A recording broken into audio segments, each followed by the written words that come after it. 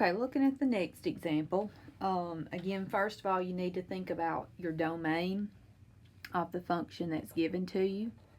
And since this is a rational function is going to be equal to 0 when the numerator is equal to 0, and it's going to be undefined when your denominator is equal to 0. Well, your numerator is never going to be equal to 0. I mean, it's always locked in at 6. If you were to take your denominator and set it equal to 0, like you do your x squared plus 3 equals 0, and you go to solve it for x, you're actually going to end up with imaginary values. So in that case, there's not going to be any values of x in which your denominator is ever going to be equal to 0, which causes your function to be undefined. So in this case, your domain is, like it was a while ago, negative infinity to positive infinity, okay? And the next example is actually going to show you some restrictions on your domain and how that's going to affect your problem. So you'll see that in just a little bit. Okay, we got to get our first derivative. Our first derivative is going to require quotient rule. Well, you could actually rewrite it if you wanted to, or you can use quotient rule. If you wanted to bring this to the top, and change it to the -1 power, you could, and just use chain rule. Okay, I'm just going to go with quotient rule. So we would have low d high minus high d low over low low. Okay, and then this is going to simplify to be -12x on the top,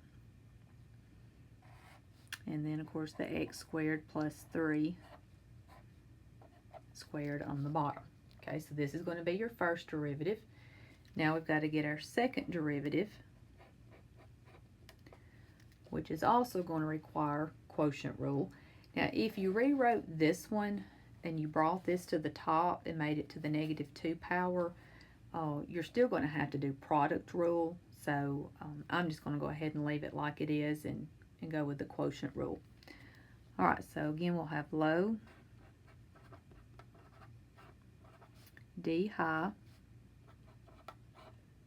minus high d low. All right, now taking the derivative of the bottom here, we'll have to remember to apply our chain rule, because we'll have to do 2 times our function. Of course, that's going to drop down a power, but then you apply the chain rule and you have to take the derivative of the inside.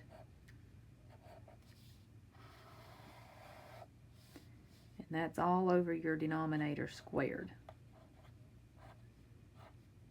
So it's already squared, and then you're going to square it again, which is going to end up being a 4th power. Okay. Just kind of making it look a little bit neater before we do some simplifying here.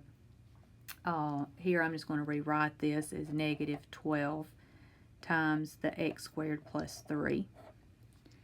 And we can go ahead and change this to plus. And go ahead and multiply the 12 times the 2 times the 2. Of course, that's going to end up giving us a positive 48. And that would be x to the second, x times x. And then I still have this x squared plus 3.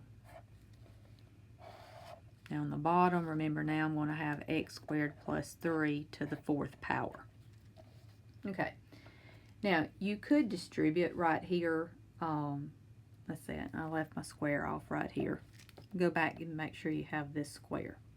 You could distribute the 48x squared, but I'm not going to, because you have this in common. So I'm going to go ahead and factor it out front, because that will then cancel with some of what I have here.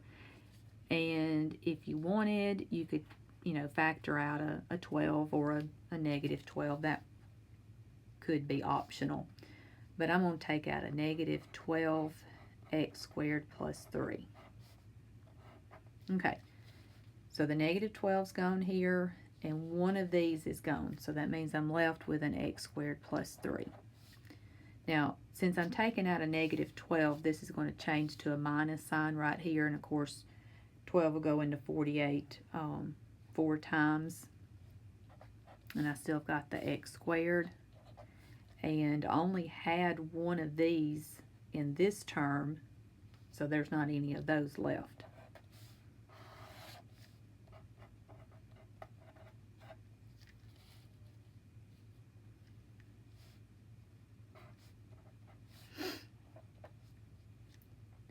Okay, so you will be able to cancel this with one of these, so that's going to bring that down to a third power. Okay, so I've got the negative 12, and in here, of course, you can combine your squared terms, which gives you negative 3x squared plus 3 over the x squared plus 3 cubed. So this is your second derivative, okay? All right, so now what we've got to do is, remember, find out what makes your second derivative equal 0 and what makes it undefined. So it's going to be equal to 0 when the top is equal to 0. It's going to be undefined when the bottom is equal to 0. So that's what we need to work on next. Okay, so if I set my numerator equal to 0,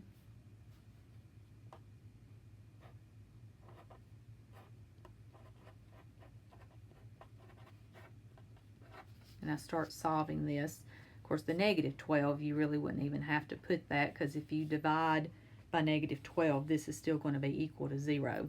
So basically you're just working with the negative 3x squared plus 3.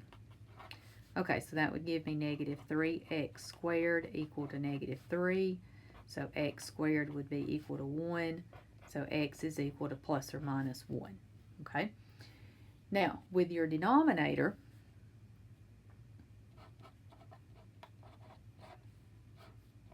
and just like before, actually the power is not going to affect anything here, because if you take cube root of both sides, you know, to get rid of the cube, that's still going to be a 0. Cube root of 0 is still 0. So I just have the x squared plus 3 to deal with. And this is what I was explaining to you a while ago when we were talking about domain. When you go to solve this, you have to subtract the 3. So when you take square root of both sides, you're going to end up with imaginary.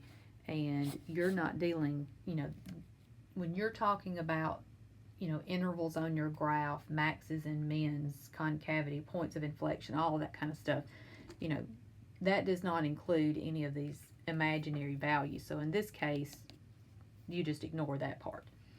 Okay, so when I go to do my sine graph, I've only got the 1 and the negative 1 that I'm going to have to put on my sine graph.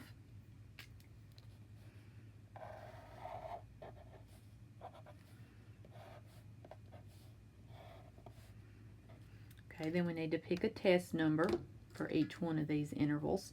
So I'm going to use negative 2, 0, and positive 2. And you remember you're using your second derivative to determine this. Okay, so again, you can just use your calculator if you choose to, but take your negative 2 and you've got to plug it into your second derivative right here. And that's going to end up giving you something that's positive. Then if you substitute 0 into your second derivative, you'll get negative. And substitute positive 2 in, you'll get positive. So that means that this section is concave up, this section's concave down, this section's concave up. Okay, so let's write out what we have there.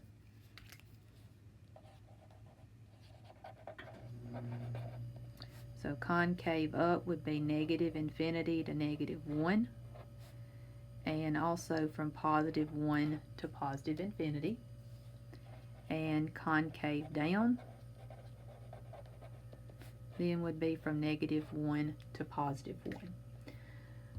Okay, let's also talk about points of inflection.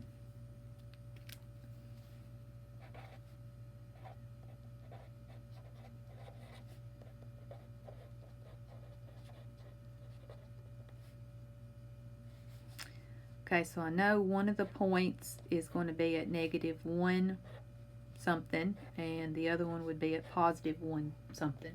because I do have concavity that changes here at -1 and concavity changes here at +1. Now, since you are finding points that are on your graph, you are to substitute these values back into the original function. So go all the way back to the 6 divided by x squared plus 3. And actually in both cases, you're going to end up with getting 3 halves actually with both of those. And again, I'm not going to take the time to show you this one in the calculator, but you could do the same thing that I did a while ago just to see if everything matches up based on how it looks.